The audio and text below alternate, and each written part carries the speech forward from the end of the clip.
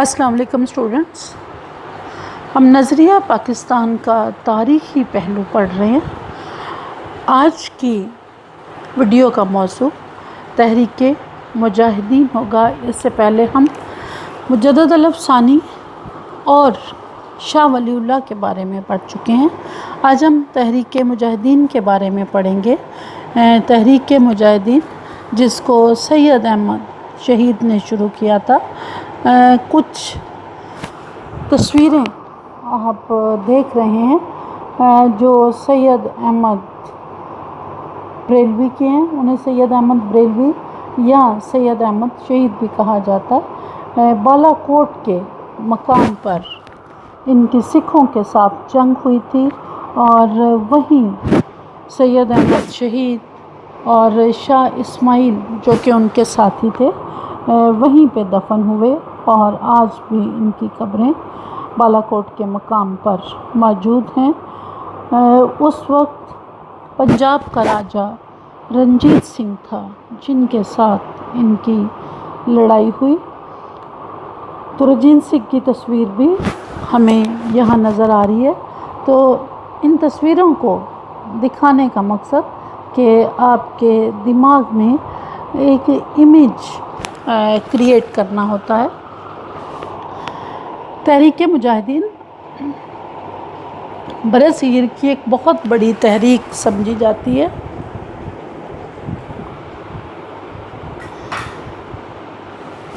सैयद अहमद बरेलवी की तहरीक मुजाहिदीन 18वीं और 19वीं सदी में मुसलमानों ने जो तहरीकें चलाईं उनमें अहम तरीन समझा जाता है इसको। और ये जिहाद फ़ी सबीलिल्लाह और तबलीग इस्लाम के लिए थे, यानी इसका मकसद अल्लाह की राह में जिहाद करना और अल्लाह के हुक्म का ज़मीन पर निफाज था। सैयद अहमद शहीद की ज़िंदगी का मकसद तबलीग इस्लाम ही नहीं बल्कि फ़रोग़ इस्लाम था। वो इस्लाम का फ़रोग़ चाहते थे। उसके लिए उन्होंने अमली कदम उठाया और इस्लाम की जो मुखालिफ क़ुव्वतें थीं उनको शिकस्त देकर बरसगीर में दोबारा इस्लामी रियासत कायम करना, ये सैयद अहमद शहीद का मकसद था। और यही इस तहरीक का भी मकसद था कि मुसलमानों की हुकूमत जो कि सिकुड़ रही थी, कम हो रही थी, उसको फिर से पूरे बरसगीर में उसका दोबारा एहया करना, अंग्रेज़ों, सिखों और मरहटों से लड़ना, ये इस तहरीक का मकसद था। तहरीक अपने मकसद में कामयाब नहीं हुई, लेकिन उसने मुसलमानों पर बड़े ही दूर असरात मुरतब किए। बुनियादी तौर पर सरज़मीन हिंद में मुसलमानों के दौरे ज़वाल के बाद जो तहरीक सबसे पहले उभरी, सबसे पहले मंज़र आम पर आई, वो तहरीक मुजाहिदीन थी। इस तहरीक के बानी सैयद अहमद शहीद बरेलवी थे। सैयद अहमद शहीद 1786 में ओद के कस्बे राय बरेली में पैदा हुए थे और उनका ताल्लुक़ एक बहुत ही इल्मी ख़ानदान से था। इब्तदाई तालीम उन्होंने अपने घर पर हासिल की थी और जब वो बड़े हुए तो एक सवाल पज़ीर माशरे में जिस किस्म के हालात हो सकते हैं उसका उन पर बहुत ही गहरा असर हुआ। लिहाजा उनके दिलो दिमाग में एक जज्बा बड़ी शिद्दत के साथ उभरा कि मुसलमान जो कि मुर्दा हो चुके हैं उनकी रगों में फिर से सालिया खून दौड़ाया जाए। दीन की तालीम हासिल करने के लिए सैयद अहमद शहीद ने दिल्ली का रुख किया और यहाँ पर शाह वलीउल्लाह के बेटे शाह अब्दुल अज़ीज़ मुहद्दिस देलवी के मदरसे में दाखिल हो गए। उन्होंने इसे अपने भाई शाह अब्दुल कादिर के पास भिजवा दिया और यहीं शाह वलीउल्लाह के ख़ानदान के साथ रहकर उन्होंने कुरान और हदीस की तालीम हासिल की اور اسی مدرسے سے انہیں وطن سے محبت کا بھی سبق ملا اور وہ اچھے اخلاق سے آگاہ ہوئے۔ ایک قائد میں جو خوبیاں ہونی چاہیے تھیں ان سب کی تعلیم سید احمد شہید کو دی گئی۔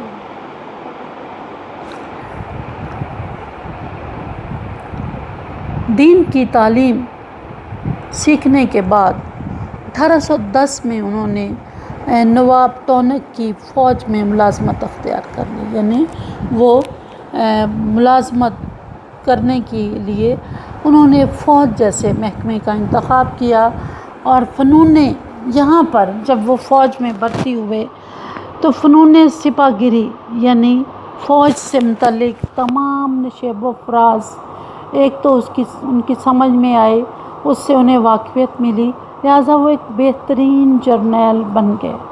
1818 میں 8 سال کے بعد دوبارہ پھر دہلی آئے اور 1823 میں انہوں نے تحریک مجاہدین کی بنیاد رکھی۔ 8 سال تک انہوں نے نواب تونک کی ملازمت اختیار کیے رکھی۔ اس تحریک کے ذریعے یعنی تحریک مجاہدین کے ذریعے آپ نے پنجاب اور سرحد کو سکھوں سے آزاد کروانے کی پوری کوشش کی۔ اس وقت پنجاب اور سرحد جس کو آج کل ہم خیبر پختونخوا کہتے ہیں، اس وقت اسے شمال مغربی سرحدی صوبہ یا سرحد کہا جاتا تھا۔ ان دونوں صوبوں کو جو اس وقت سکھوں کے پاس تھے وہ اپنی اس تحریک کے ذریعے انہیں الگ کروانا چاہتے تھے۔ شاہ عبدالعزیز نے جو فوجی تربیت حاصل کی تھی اس کی وجہ کیا تھی؟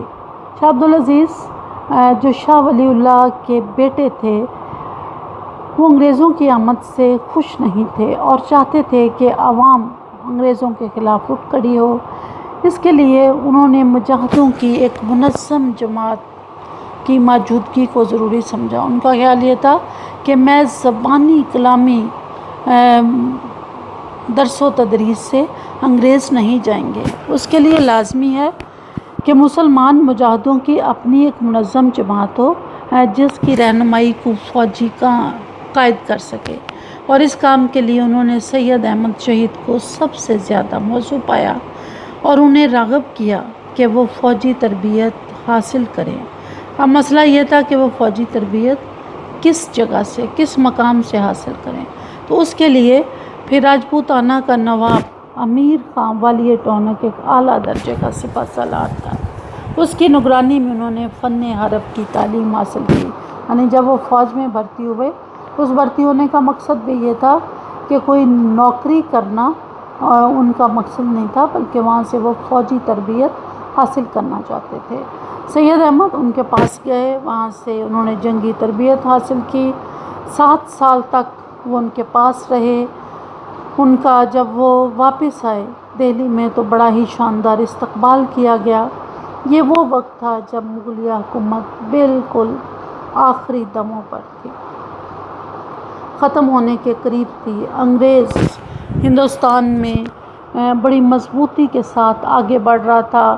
مرہٹے دکن کے علاقوں پر مرہٹے قابض تھے اور پنجاب اور اس کے ساتھ ملک علاقوں پر سکھوں کا قبضہ تھا، اور اسلامی حکومت زوال پذیر ہو چکی تھی، ختم ہونے کے قریب تھی۔ دہلی میں کچھ دن رہنے کے بعد سید احمد اپنے شاگردوں اور ساتھیوں کے ہمراہ ہندوستان کے ایک انقلابی دورے پر روانہ ہوئے، اور اس دورے کے دوران انہوں نے تبلیغ اور جہاد کا کام شروع کیا۔ ملک کے جس حصے میں بھی گئے وہاں تباہ حال مسلمانوں کو بتایا کہ ان کی تباہی کی وجوہات کیا ہیں، وہ کس طرح سے مختلف قوموں کے ہاتھوں برباد ہو رہے ہیں، ان کی آزادی ختم ہو چکی ہے، لہٰذا ان کا فرض بنتا ہے کہ وہ ایسی حکومت کے خلاف اٹھ کھڑے ہوں۔ مسلمانوں کے عقائد اور عمل کی اصلاح کی بھی اس دوران انہوں نے کوشش کی، یعنی صرف انہیں جہاد پر ہی مادہ نہیں کیا بلکہ مسلمانوں کے اندر جو خرابیاں پیدا ہو چکی تھیں عقائد میں، روایات میں، رسم و رواج میں، ان کو بھی دور کرنے کی کوشش کی۔ ان کا یہ انقلابی دورہ بڑا ہی کامیاب رہا اور بہت سارے لوگ ان کی اس نئی تحریک کا حصہ بنے۔ جگہ جگہ تحریک کے کیمپ بنے، لوگ اس میں بھرتی ہونے لگے اور مسلمانوں نے اس تحریک کے لیے بہت ہی دل کھول کر فنڈ دیا۔ ظاہر ہے کہ فوج کو مینیج کرنے کے لیے اخراجات کی بھی ضرورت تھی، تو اس کے لیے مسلمانوں سے مدد لی گئی۔ اسلامی ملکوں سے امداد کی خاطر 1821 میں اپنے 400 ساتھیوں کے ہمراہ سید احمد حجاز بھی گئے۔ حج کرنے کے ساتھ ساتھ وہ لوگوں سے مدد کی اپیل کرتے اور انہوں نے کافی مدد حاصل بھی کی۔ یہ وہ دور تھا جب کسی بھی اسلامی سلطنت میں حالات بہتر نہیں تھے۔ اس وقت حجاز عثمانیہ خلافت کے پاس تھا اور عثمانیہ سلطنت خود ان زمانوں میں بہت ہی کمزور ہو رہی تھی۔ 1.5-2 سال عرب میں رہ کر وہ اپنے ساتھیوں سمیت واپس آ گئے اور اب ان کا سارا وقت جہاد کی تیاریوں میں گزرنے لگا۔ مسلمان قوم بڑے ہی نازک حالات اور دور سے گزر رہی تھی۔ حکومت کی باغ دوڑ آہستہ آہستہ غیر مسلموں کے ہاتھ میں جاتی جا رہی تھی۔ اسلام کو شدید خطرات لاحق تھے۔ مسلمانوں میں بری رسمیں، بدعمالیاں اور رنگ رلیاں اپنے عروج پر تھیں۔ ان حالات میں سید احمد شہید نے تحریک کے مجاہدین کا آغاز کیا اور ہندوستان کے مسلمانوں کو ایک بار پھر سے بیدار کرنے کی عملی کوشش کی۔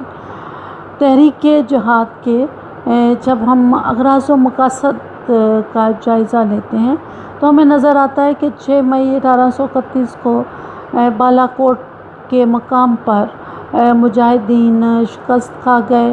سید احمد اور ان کے بے شمار ساتھی شہید ہوئے، لیکن اس خاکستر سے جو چنگاری روشن ہوئی، یعنی جو اس خاک سے جو ایک چنگاری ابھری، اس نے برصغیر کے مسلمانوں میں آزادی کی ایک نئی لہر دوڑا دی۔ تحریک جہاد میں بے شمار مشکلات سید احمد اور ان کے ساتھیوں کو پیش آئیں، لیکن ان کا ولولہ، ان کی ثابت قدمی اسلامی تاریخ کا ایک بہت ہی روشن باب ہے۔ بے پناہ مشکلات اور مصائب کا مقابلہ کرنے والے وہ علماء تھے جن کی زندگیاں مدرسوں میں مذہبی اور روحانی تربیت حاصل کرتے ہوئے گزری تھی، لیکن انہوں نے اپنے بے مثال جذبہ جہاد سے سکھوں کے طاقتور لشکر کا ڈٹ کر مقابلہ کیا۔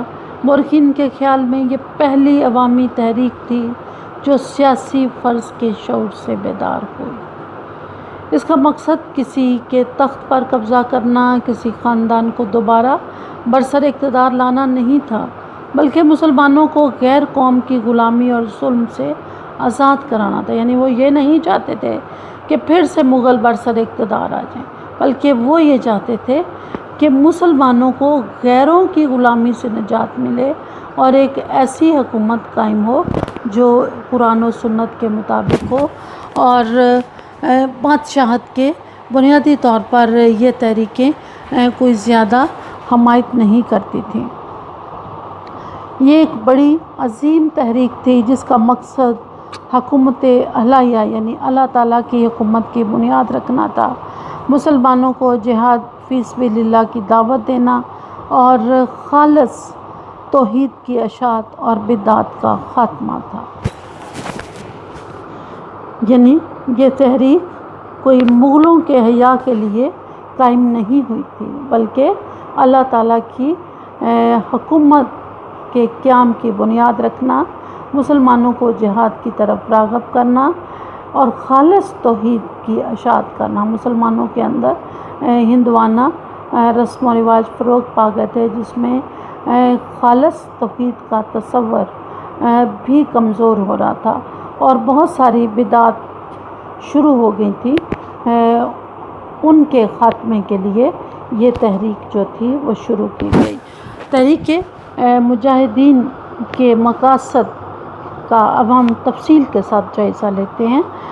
تحریک مجاہدین کے جو مقاصد تھے وہ اسلامی حکومت کا قیام، مسلم معاشرے کی مذہبی اصلاح، جہاد کی تلقین، سادہ طرز زندگی، سکھوں کے مظالم سے نجات، بدعات کا خاتمہ، عیسائی مشنریوں کا مقابلہ کرنا، یہ وہ مقاصد تھے جن کو بنیاد بنا کر اس تحریک کا آغاز کیا گیا۔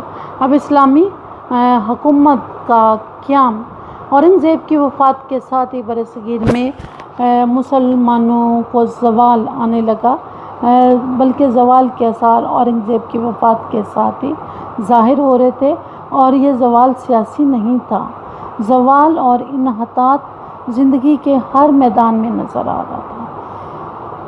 مسلمانوں کے اندر جب بد نظمی اور انتشار نے عروج پایا تو دیگر اقوام جو صدیوں سے مسلمانوں کے نیچے دبی ہوئی تھیں، انہوں نے سر اٹھانا شروع کر دیا۔ ان میں جاٹ، مرہٹے اور سکھ بہت ہی نمایاں طور پر ابھر کر سامنے آئے، جنہوں نے ہر طرف شورش برپا کر دی۔ اب سید احمد کی خواہش تھی کہ مسلمان اپنی کھوئی عظمت کو پھر سے حاصل کریں، ایسی مضبوط حکومت کا قیام عمل میں لایا جائے جس کی بنیاد اسلامی قوانین پر ہو، اور جو پنجاب اور سرحد سے سکھوں کی حکومت کا کلا کما کر دے۔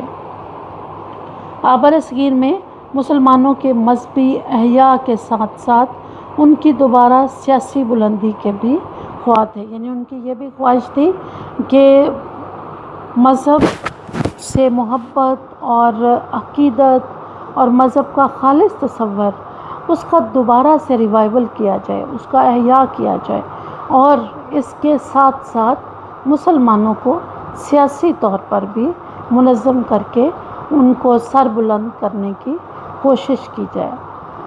اور یہ سب کچھ تبھی ممکن تھا جب مسلم معاشرے کی اصلاح کی جاتی۔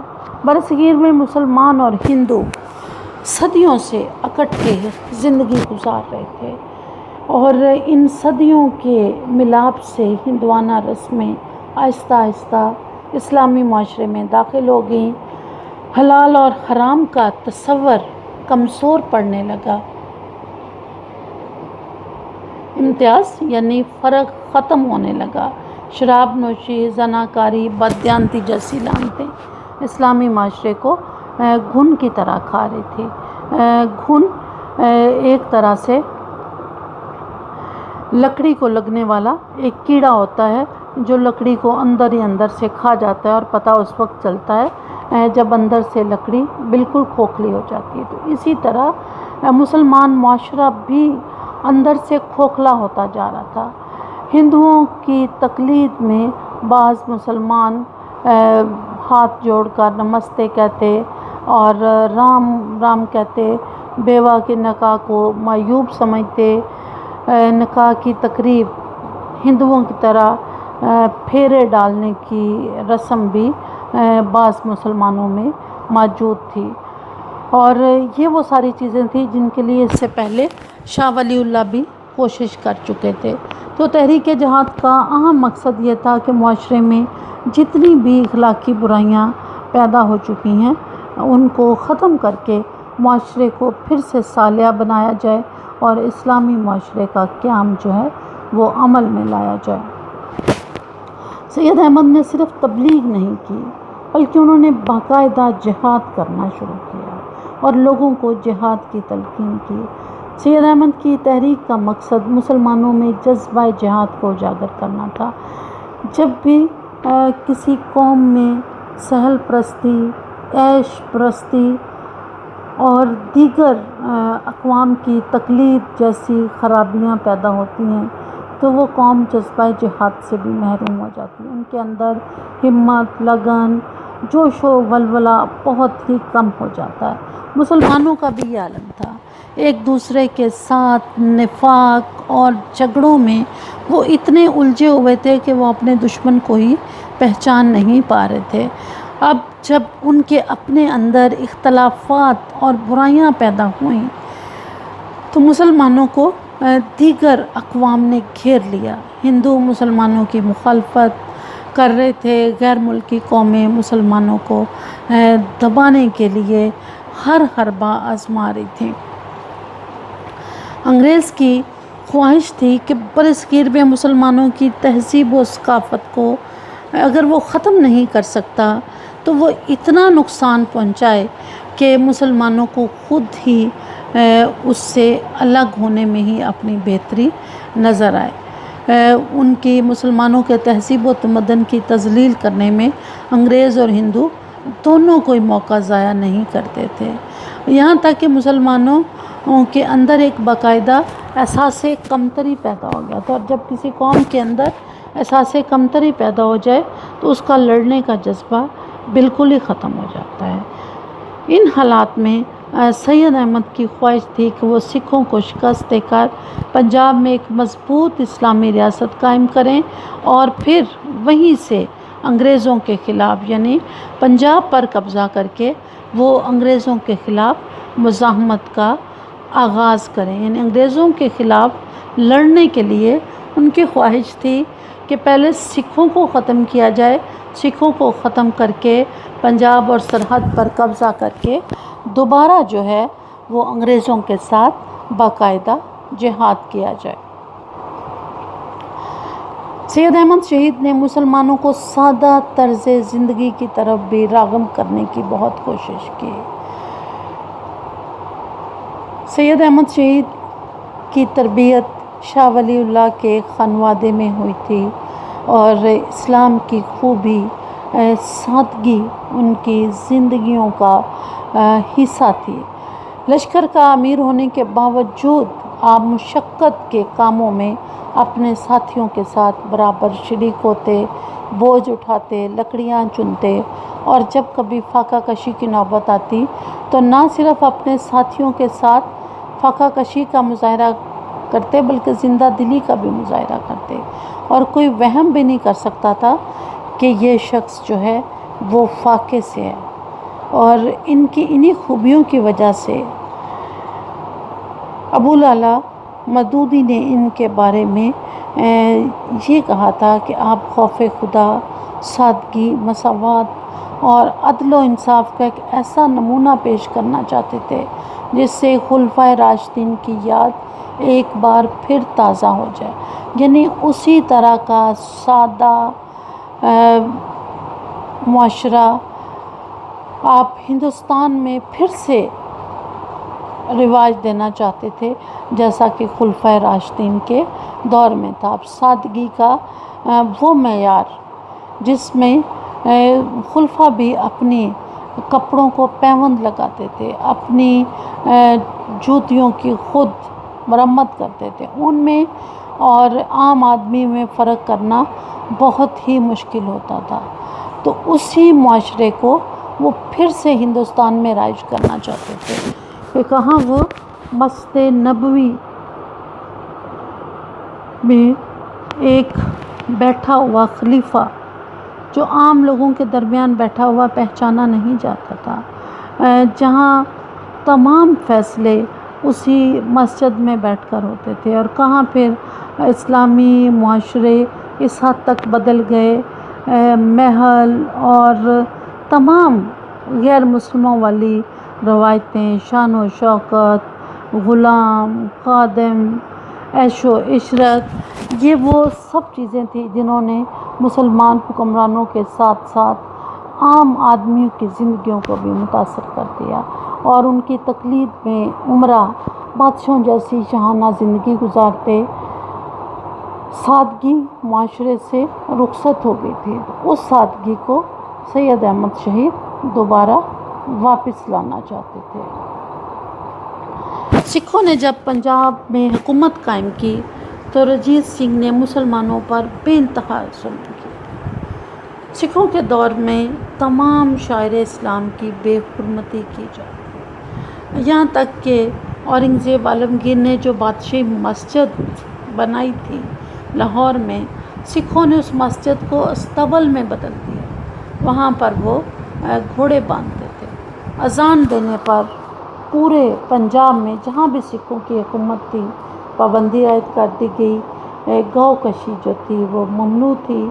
حکومت کے کارندے ذرا سی بات پر آتے اور مسلمانوں کو گرفتار کر کے لے جاتے، ان کے گھر بار ضبط کر لیے جاتے، اور اس پر ظلم یہ کہ مسلمان عورتوں کو سکھ اٹھا کر لے جاتے اور زبردستی اپنے گھروں میں ڈال کر انہیں بیوی کی حیثیت سے رکھتے۔ یعنی پنجاب میں ہر ظلم جو تھا وہ مسلمانوں پر روا رکھا جا رہا تھا۔ سید احمد شہید مسلمانوں کو ان مظالم سے نجات دلانا چاہتے تھے۔ برصغیر کے مسلمانوں میں بے پناہ بدعات شروع ہو چکی تھی۔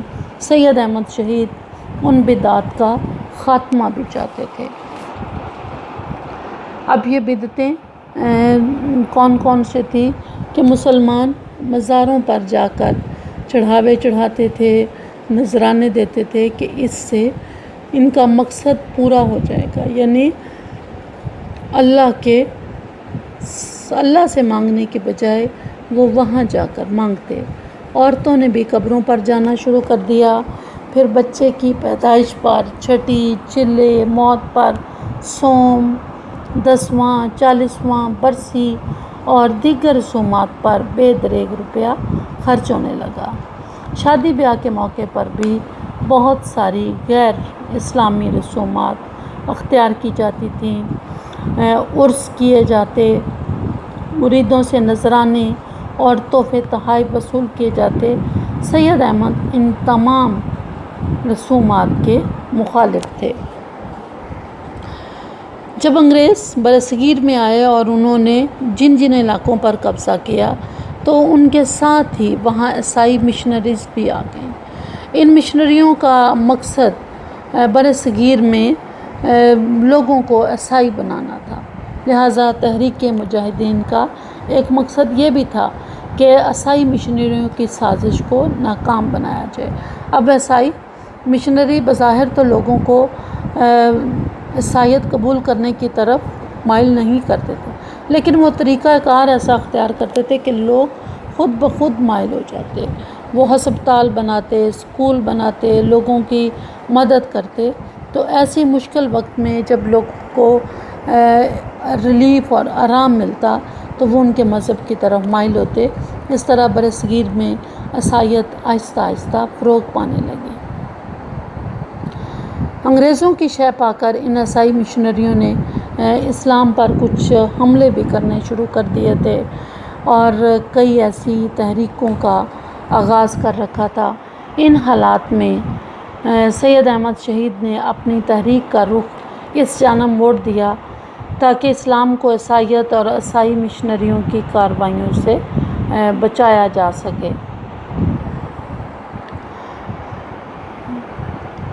سید احمد شہید نے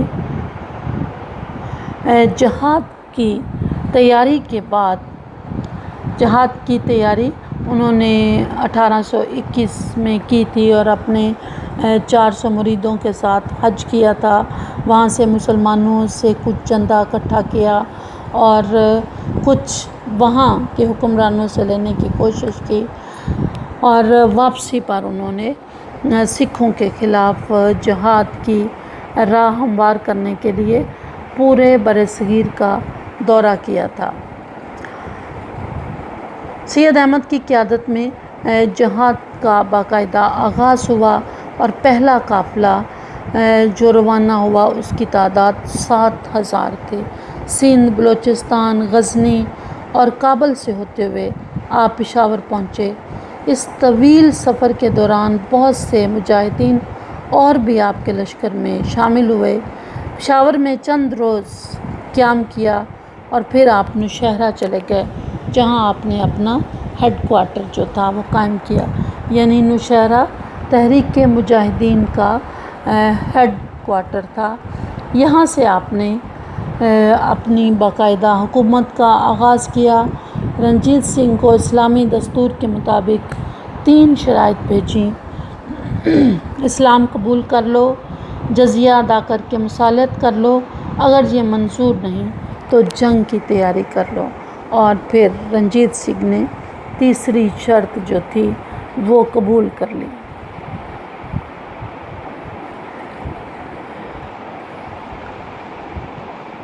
مجاہدین اور سکھ فوج کے درمیان پہلا معرکہ اکوڑا کے مقام پر 21 دسمبر 1826 کو ہوا تھا، جب مہاراجہ رنجیت سنگھ نے مجاہدین کے مقابلے کے لیے اپنے جرنیل بدھ سنگھ کی قیادت میں ایک لشکر روانہ کیا۔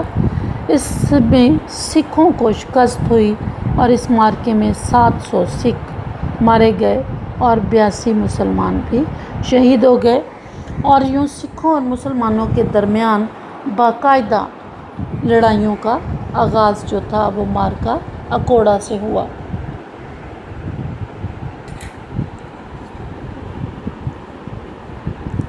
معرکہ اکوڑا کے بعد دوسرا معرکہ ہزرہ کے مقام پر ہوا، جس میں مجاہدین نے سکھوں کو پھر سے زبردست شکست دی۔ ان دونوں شکستوں کے بعد مجاہدین کے حوصلے بہت ہی بلند ہو گئے۔ معرکہ ہزرہ کے بعد تقریباً 2 ماہ کا قلیل عرصہ گزرا کہ مجاہدین کی تعداد 80,000 سے بھی تجاوز کر گئی۔ 11 جنوری 1827 کو علاقے کے جتنے بھی رؤسا، امراء اور علماء نے آپ کے ہاتھ پر بیعت کی۔ باقاعدہ آپ کو خلیفہ منتخب کیا گیا اور امیر المومنین کا لقب کے ساتھ آپ نے اپنی حکومت کا آغاز کیا۔ اس حکومت کے قیام سے سید احمد کو انتظام جہاد، مال غنیمت کی تقسیم اور شریعت اسلامی کے نفاذ کا پورا اختیار حاصل ہو گیا۔ آپ نے اپنے نام کا سکہ جاری کیا۔ حاکمان پشاور سردار یار محمد خان اور سردار پیر محمد خان نے بھی بازریہ خطوط آپ کی امامت قبول کر لی۔ پشاور میں آپ نے 4 سال تک قیام کیا۔ اس دوران آپ نے متعدد اسلامی قوانین نافذ کیے، یعنی سید احمد شہید نے پشاور میں اپنی باقاعدہ اسلامی حکومت کا آغاز کیا، اور اس دوران انہوں نے تیاری بھی کی اور اپنی وہ علاقے جو ان کے پاس تھے وہاں پر سید احمد شہید نے باقاعدہ اسلامی قوانین نافذ کر کے اسلامی خلافت کا قیام ممکن بنا دیا۔ ان 4 سالوں کے دوران کچھ گوریلا کارروائیاں بھی ہوتی رہیں۔ مجاہدین گوریلا کارروائیوں کے ذریعے سکھوں کو زبردست جانی اور مالی نقصان پہنچاتے رہے۔ گوریلا کارروائیاں ایسی کارروائیاں ہوتی ہیں جس میں کہیں سے بھی چھپ کر اپنے دشمن پر حملہ کیا جاتا ہے اور حملے کے بعد واپس اسی محفوظ مقام پر لوگ پہنچ جاتے ہیں۔ تو چونکہ یہ پہاڑی علاقہ تھا اور گوریلا کارروائیاں ہمیشہ پہاڑی علاقوں میں ممکن ہوتی ہیں، میدانی علاقوں میں اس کا امکان بہت کم ہوتا ہے، لہٰذا 4 سال تک یہ کارروائیاں جاری رہیں اور مسلمان سکھوں کو نقصان پہنچاتے رہے۔ اب سکھ ان کارروائیوں کی وجہ سے بڑے سخت پریشان تھے، اور پھر سکھ فوج کی تربیت کے لیے رنجیت سنگھ نے انگریزوں سے مدد طلب کی۔ انگریز سکھ فوج کی تربیت کرنے لگے اور اس سکھ فوج کو مسلمانوں کے خلاف میدان عمل میں اتارنے کے لیے سکھوں کے ساتھ ساتھ انگریز بھی پوری طرح بیتاب تھے۔ سکھوں نے سید احمد شہید کے خلاف ایک سازش کی، اور مسلمانوں کی بدقسمتی ہے کہ وہ ہمیشہ سازش کا شکار بھی ہو جاتا ہے۔ سید احمد کی مسلسل کامیابیوں سے سکھ گھبرا گئے اور رنجیت سنگھ خود پشاور پہنچا اور سید احمد کے وفادار سردار یار محمد خان کو اپنے ساتھ ملا لیا۔ یار محمد خان وہی تھے جنہوں نے خط لکھ کر آپ کی امامت کا اور آپ کی خلافت کا اقرار کیا تھا۔ یار محمد خود مسلمانوں سے مقابلے کے لیے آیا۔ سید احمد نے اس کا مقابلہ کرنے کے لیے شاہ اسماعیل کی قیادت میں 600 مجاہدین کو روانہ کیا۔ یار محمد شکست کھا کر میدان جنگ سے بھاگ گیا، مگر زخموں کی تاب نہ لاتے ہوئے راستے میں ہی انتقال کر گیا۔ سکھوں نے مسلمانوں میں انتشار پیدا کرنے کے لیے ایک چیز اور مشہور کر دی کہ سید احمد وہابی ہیں اور ان کے عقائد درست نہیں ہیں۔ وہابی یہ ایک خاص فرقہ تھا جو کہ اس وقت اہل سنت کے اندر گروہ پا رہا تھا۔ بنیادی طور پر یہ سعودی عرب کے ایک رہنما عبد الوہاب نے ایک نئی تحریک شروع کی تھی۔ وہ تحریک سعودی عرب میں بڑی ہی عرب ملکوں میں کامیاب رہی، اور پھر وہیں سے یہ تحریک جو ہے وہ دیگر مسلمان ملکوں تک پہنچی۔ تو اس دور میں وہابیوں کو زیادہ پسند نہیں کیا جاتا تھا، چونکہ تحریک ابھی نئی نئی تھی، ان کے قائد کو درست نہیں سمجھا جاتا تھا، لہٰذا پٹھان بھی اس پروپیگنڈے سے متاثر ہوئے، اور وہ خود ہی جس حکومت کے قیام کے لیے انہوں نے بھرپور کوشش کی تھی اس کو ختم کرنے کے لیے اس کے خلاف بغاوت پر آمادہ ہو گئے۔ تو پٹھانوں کا بغاوت کرنا تحریک مجاہدین کی ناکامی کا ایک بہت بڑا سبب بن گیا۔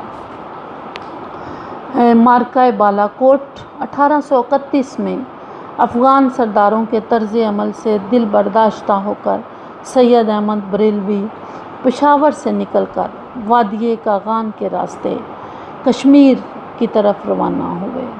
پشاور کو انہوں نے چھوڑ دیا چونکہ اہل پشاور آپ کی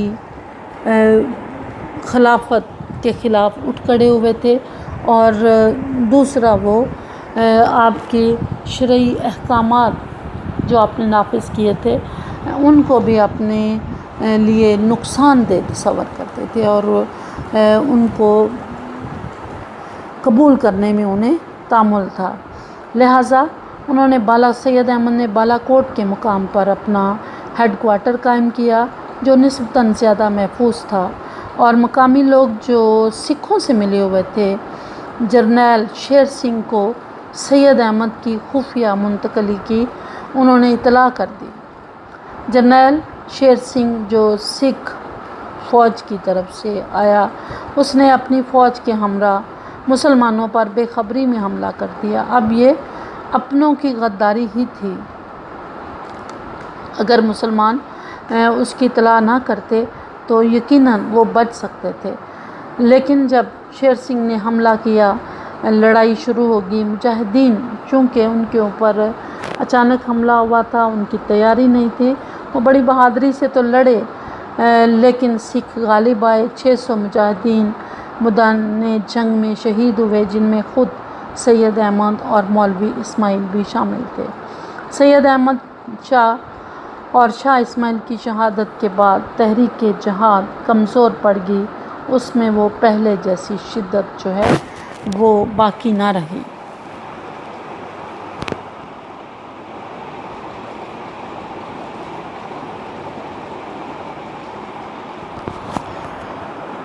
تحریک مجاہدین جو سید احمد شہید اور شاہ اسماعیل شہید کی موت کے بعد کمزور ہوئی، اور خود سید احمد شہید کیوں ناکام ہوئے، وہ بڑے ہی پرجوش تھے، ان کے ساتھ بڑی حمایت بھی مسلمانوں کی شامل تھی، لیکن پھر بھی وہ اپنے مقاصد کو حاصل کرنے میں کامیاب نہ ہو سکے۔ ان کا سب سے بڑا مقصد یہی تھا کہ پنجاب پر قبضہ کر کے یہاں سے انگریزوں کے خلاف تحریک شروع کی جائے، یہاں اسلامی حکومت کا قیام عمل میں لایا جائے۔ اسلامی حکومت تو وہ تھوڑے عرصے کے لیے قائم کرنے میں ایک تھوڑے سے علاقے میں کامیاب ہو گئے، لیکن وہ اپنے دیگر مقاصد حاصل نہ کر سکے۔ تو اس کی ناکامی کے جب ہم اسباب دیکھتے ہیں تو اس کی کچھ وجوہات ہمارے سامنے آتی ہیں۔ ایک وجہ تو یہ تھی کہ مجاہدین کی مناسب تربیت نہ کی سکی اور زیادہ راہ کا انحصار صرف جذبے کی سچائی پر تھا، یعنی لڑائی جو تھی وہ ٹوٹل جذبات پر لڑی جا رہی تھی۔ جذبے جتنے ہی کامل کیوں نہ ہوں، جذبوں میں انسان کتنا ہی سچا کیوں نہ ہو، لڑائی کے لیے ایک تربیت اور ہتھیاروں کی ضرورت ہوتی ہے، اس کی بہت زیادہ کمی تھی۔ مد مقابل سکھ فوج کی تعداد بہت زیادہ تھی، وہ بہتر طور پر تربیت یافتہ تھے، انگریزوں نے ان کی بہت اچھی طرح تربیت کی تھی، اس کے ساتھ ساتھ ان کے پاس اسلحے کی بہت زیادہ فراوانی تھی۔ پھر سکھوں کی سازشیں اور پٹھانوں کی غداری بھی تحریک مجاہدین کی ناکامی کا بہت بڑا سبب تھی۔ نمبر 4، اگر ہم ناکامی کا جائزہ لیں تو قیام خلافت کے بعد عائد کیے جانے والے جو ٹیکس تھے ان پر مقامی لوگوں کو اختلاف تھا۔ انگریزوں کی پس پردہ مخالفت نے بھی تحریک کو نقصان پہنچایا۔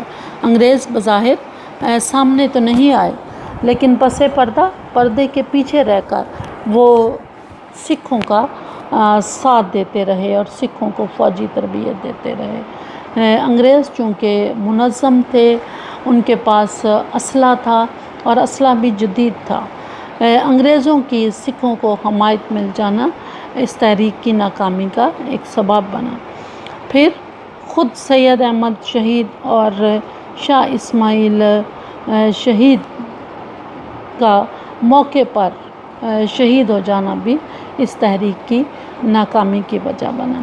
تحریک تو ناکام ہوگی، لیکن اس تحریک نے مسلمانوں پر اور ہندوستان پر بڑے گہرے اثرات مرتب کیے۔ سید احمد شہید تحریک آزادی کے وہ عظیم مجاہد بنے جنہوں نے اپنی خون سے اس تحریک کی آبیاری کی، یعنی اس کی پرورش کی، اپنے خون سے اس کو آگے بڑھایا۔ اور آج جب ہندوستان سے انگریزوں اور سکھوں دونوں کو رخصت ہوئے، زمانے گزر چکے ہیں، لیکن سید احمد کی عظمت آج بھی اپنی جگہ پر، اور اس میں کوئی بھی شک نہیں کیا جا سکتا کہ جس طرح سید صاحب اور ان کے ساتھیوں نے اس تحریک کے ذریعے خالصتاً احیاء دین کی کوشش کی، اسلام کو دوبارہ ریوائز کرنے کی کوشش کی، اس کا ریوائول چاہا، یہ یقیناً ایک بہت بڑا کام تھا۔ تو اس وجہ سے عوام کے ذہنوں کو تیار کرنے میں انہیں بڑی ہی کامیابی ملی، اور حق کے پیغام کو انہوں نے لوگوں تک پھیلایا۔ پھر لوگوں کی ذہنی تربیت کی، ان کی فوجی تربیت کی، عوام کا شعور جو پوری طرح بیدار نہیں تھا اور ان کی تربیت مکمل نہیں ہوئی تھی، کہ اس تحریک کو بہت ساری سازشوں کا سامنا کرنا پڑا۔ یعنی جب وہ اس سلسلے میں ابھی اپنے کام میں لگے ہوئے تھے کہ تحریک کے اندر سے کئی سازشیں ابھرنے لگیں، اندرونی اور بیرونی سازشوں نے مل کر تحریک کو بہت ہی کمزور کر دیا، اور یہ تحریک زیادہ پروان نہ چڑھ سکی۔ صرف بنگال وہ واحد علاقہ تھا جہاں تحریک مجاہدین سید احمد شہید کے بعد بھی جاری رہی۔ 6 مئی 1831 کو بالا کوٹ میں سید احمد اور ان کے ساتھی بظاہر شکست کھا گئے، لیکن انہوں نے آزادی کی جو شمع روشن کی تھی وہ ان کے بعد بھی جاری رہی۔ ہر دور میں مسلمانوں نے بڑی سے بڑی قربانی دے کر اسے روشن رکھا، اور پھر دنیا نے یہ بھی دیکھا کہ سید احمد شہید کی شہادت کے 100 سال بعد اسی بالا کوٹ کی پہاڑیوں پر جہاں مجاہدین نے جام شہادت نوش کیا تھا، شہید ہوئے تھے، عظیم اسلامی مملکت پاکستان کا سبز ہلالی پرچم پوری آن بان سے لہرا رہا تھا، اور یہ یقیناً اس کی بہت بڑی کامیابی ہم کہہ سکتے ہیں، ہم یہ نہیں کہہ سکتے کہ وہ تحریک ناکام ہوئی، وقتی طور پر تو وہ تحریک ناکام ہوئی، لیکن بالآخر مسلمان جب ایک الگ وطن حاصل کرنے میں کامیاب ہوئے تو یوں ہی محسوس ہوا کہ اگر اس وقت سید احمد شہید مسلمانوں کو عمل کرنے کی تلقین نہ کرتے اور اپنے عمل سے جد و جہد کا آغاز نہ کرتے تو شاید آنے والے دنوں میں مسلمانوں کے اندر ایک الگ وطن کے لیے ایک تحریک چلانے کی بھی ہمت نہ ہوتی۔ جتنے بھی لوگوں نے مسلمانوں کی آزادی کے لیے، مسلمانوں کو غلامی سے نجات دینے کے لیے کوشش کی، اس میں اپنا خون شامل کیا، اس میں اپنے مال کے ذریعے شمولیت اختیار کی، یقیناً ہر ایک قربانی جو تھی وہ بے مثال تھی، اور انہی بے مثال قربانیوں کی وجہ سے مسلمان ایک الگ وطن حاصل کرنے میں کامیاب رہے۔ تحریک جہاد کا خاتمہ کیسے ہوا کہ بالا کوٹ میں مجاہدین کی شکست کے باوجود طویل عرصے تک تحریک جہاد باقی رہی۔ سندھ، سرحد، ٹونک اور پنجاب میں سید احمد کے بے شمار معتقد تھے، ان کے پیروکار تھے، انہوں نے کسی نہ کسی طرح اس تحریک کو جاری رکھا۔ لیکن جب انگریز حکومت مضبوط سے مضبوط تر ہوتی چلی گئی تو پھر تحریک جہاد کی وہ صورت باقی نہ رہی جو سید احمد شہید کے زمانے میں تھی۔ 1849 میں پنجاب پر انگریزوں کا قبضہ ہو گیا، اور اس قبضے کے بعد مجاہدین کی امداد کو جرم اور بغاوت قرار دیا گیا، یعنی وہ مسلمان جو مجاہدین کی مدد کرتے تھے یہ ایک جرم تھا اور انگریز حکومت کے خلاف بغاوت تھی۔ تو ان حالات میں مجاہدین نے خود ہی عام لوگوں سے کنارہ کشی اختیار کر لی، کیونکہ عام لوگوں کو اس کی سزا برداشت کرنا پڑتی تھی۔ صوبہ سرحد میں سید احمد شہید کی شہادت کے 25-30 سال بعد تک یہ تحریک جاری رہی۔ آہستہ آہستہ انگریزوں نے مجاہدین کے تمام مراکز کو تباہ و برباد کر دیا اور بے شمار مجاہدین کو سخت سزائیں دیں، جس کی وجہ سے یہ تحریک ختم ہو گئی، کمزور ہو گئی، اور بالآخر یہ بالکل ہی ختم ہو گئی۔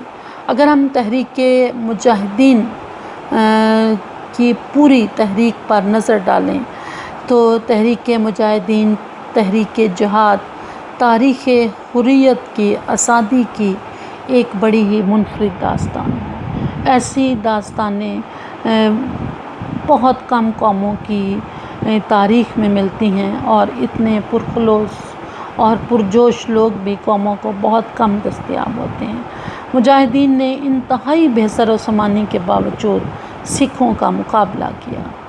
ہزاروں کی تعداد میں ان سرفروشوں نے اللہ کی خوشنودی حاصل کرنے کے لیے بے پناہ مشکلات برداشت کی، یعنی اس تحریک کا مقصد کوئی دنیاوی نہیں تھا، بلکہ صرف اللہ، خالصتاً اللہ کے لیے یہ تحریک شروع کی گئی تھی، اور اپنے پاکیزہ مقصد کی خاطر اپنی جانوں کا نذرانہ پیش کرنے سے بھی گریز نہیں کیا۔ یہ تحریک برصغیر میں مسلمانوں کے مذہبی احیاء کے ساتھ ساتھ ان کی دوبارہ سیاسی سربلندی کے لیے ایک سنگ میل ثابت ہوئی، اور ختم ہونے کے باوجود بھی ہم کہہ سکتے ہیں کہ یہ تحریک ختم نہیں ہوئی۔ تحریک مجاہدین کے ساتھ ساتھ ایک اور چھوٹی سی تحریک تھی، فرائضی تحریک۔ اس نے بھی برصغیر کے مسلمانوں پر بڑے ہی گہرے اثرات مرتب کیے۔ سید احمد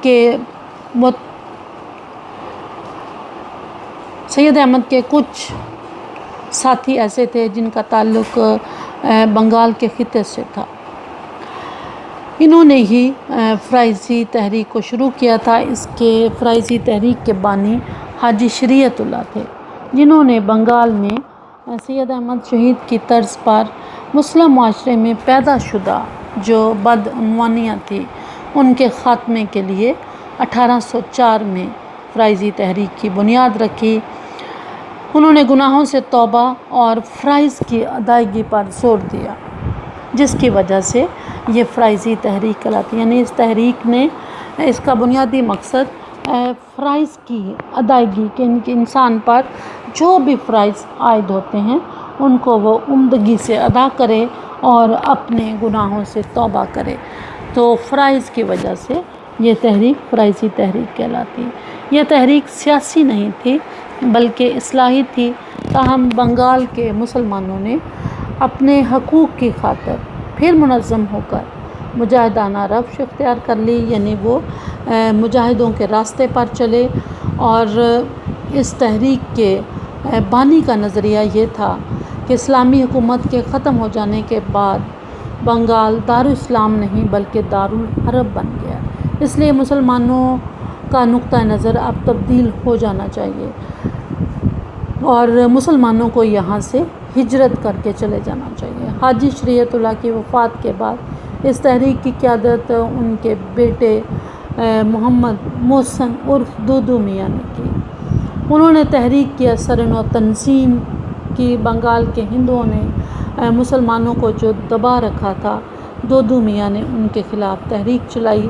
ہندو ذمہ دار مسلمان مزاروں سے مشرکانہ ٹیکس اور بیگار وصول کرتے تھے، یعنی مسلمانوں سے ہر طرح کا جائز اور ناجائز ٹیکس لیا جاتا تھا اور ان سے مفت میں کام لیا جاتا۔ اس کے خلاف انہوں نے مسلمانوں کو منصب کیا۔ بنگال میں مسلمانوں کی حالات بہت ہی برے تھے، خاص طور پر بنگال کی صورتحال کچھ ایسی تھی کہ بنگال مشرقی اور مغربی بنگال میں تقسیم تھا۔ ایک ہی صوبہ ہوتے ہوئے مشرقی بنگال کے لوگوں کے حالات بہت برے تھے، چونکہ یہاں مسلمان اکثریت میں تھے، مغربی بنگال میں ہندو اکثریت میں تھے، تو مغربی بنگال میں رہتے ہوئے بھی ہندو مشرقی بنگال کے مسلمانوں کا بھرپور استحصال کرتے تھے۔ مسلمانوں کو ہندوؤں کے خلاف منظم کرنے پر دودو میاں کو جیل بھی جانا پڑا، لیکن انہوں نے اس تحریک کو جاری رکھا۔ 1862 میں ان کی وفات ہوئی۔ جب ان کی وفات ہوئی تو بنگال میں سید احمد شہید کے پیروکاروں میں سے ایک شخص میر نثار علی عرف تیتو میر نے اس تحریک کی سربراہی کی وجہ سے بہت شہرت پائی۔ ان کی تحریک کا مقصد بھی مسلمان کسانوں کو ہندو ذمہ داروں کے ظلم و ستم سے نجات دلانا تھا۔